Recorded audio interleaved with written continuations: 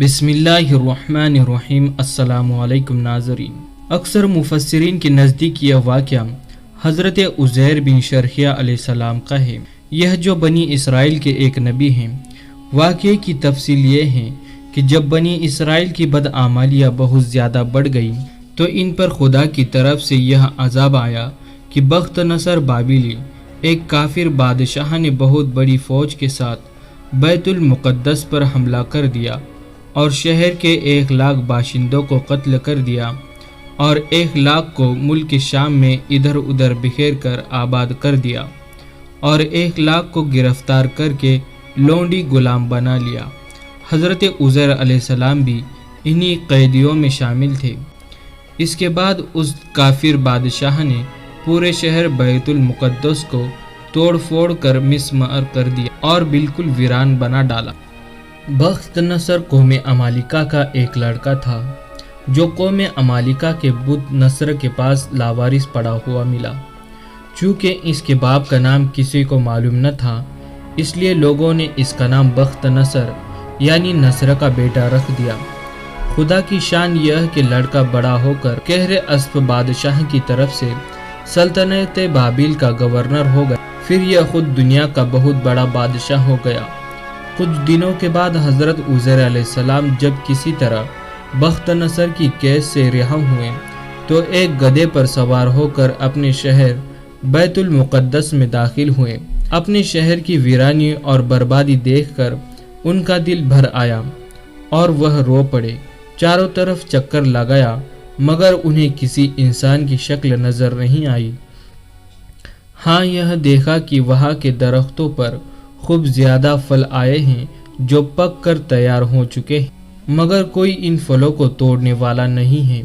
یہ منظر دیکھ کر نہایت ہی حسرت اور افسوس کے ساتھ بے اختیار آپ کی زبان مبارک سے یہ جملہ نکل پڑا، یعنی اس شہر کی ایسی بربادی اور ویرانی کے بعد بھلا کس طرح اللہ تعالیٰ پھر اس کو دوبارہ آباد کرے گا۔ پھر آپ نے کچھ پھلوں کو توڑ کر تناول فرمایا اور انگور کو نچوڑ کر اس کا شیرہ نوش فرمایا۔ پھر بچے ہوئے پھلوں کو اپنے جھولے میں ڈال لیا اور بچے ہوئے انگور کے شیرے کو اپنے مشک میں بھر لیا اور اپنے گدھے کو ایک مضبوط رسی سے باندھ دیا اور پھر آپ ایک درخت کے نیچے لیٹ کر سو گئے اور اسی نیند کی حالت میں آپ کی وفات ہو گئی اور اللہ تعالیٰ نے درندوں پرندوں چرندوں اور جن و انسان سب کی آنکھوں سے آپ کو اوجھل کر دیا کہ کوئی آپ کو نہ دیکھ سکا۔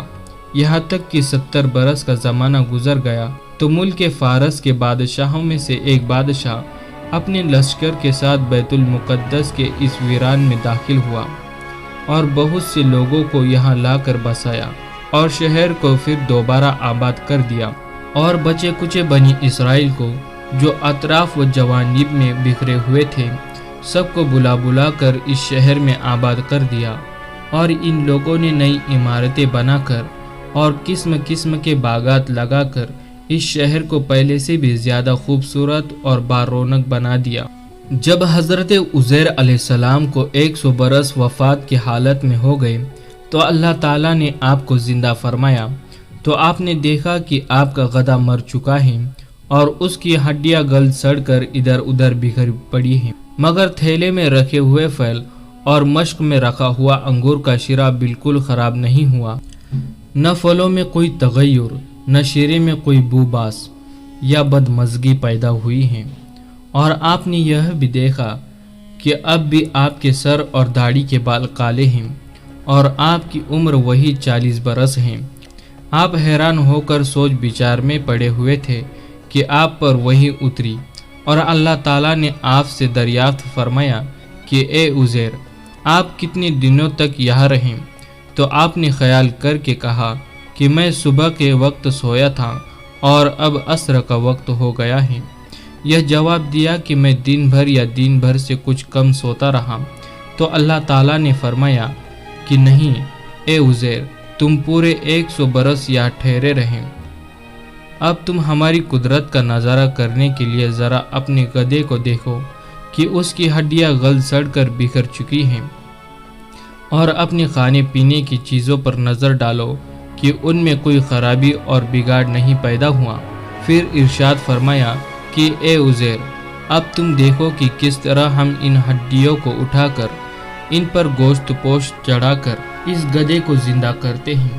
چنانچہ حضرت عزیر علیہ السلام نے دیکھا کہ اچانک بکھری ہوئی ہڈیوں میں حرکت پیدا ہوئی اور ایک دم تمام ہڈیاں جمع ہو کر اپنے اپنے جوڑ سے مل کر گدھے کا ڈھانچہ بن گیا، اور لمحہ بھر میں اس گدھے پر گوشت پوشت بھی چڑھ گیا اور گدھا زندہ ہو کر اپنی بولی بولنے لگا۔ یہ دیکھ کر حضرت عزیر علیہ السلام نے بلند آواز سے یہ کہا کہ میں خوب جانتا ہوں کہ اللہ سب کچھ کر سکتا ہے۔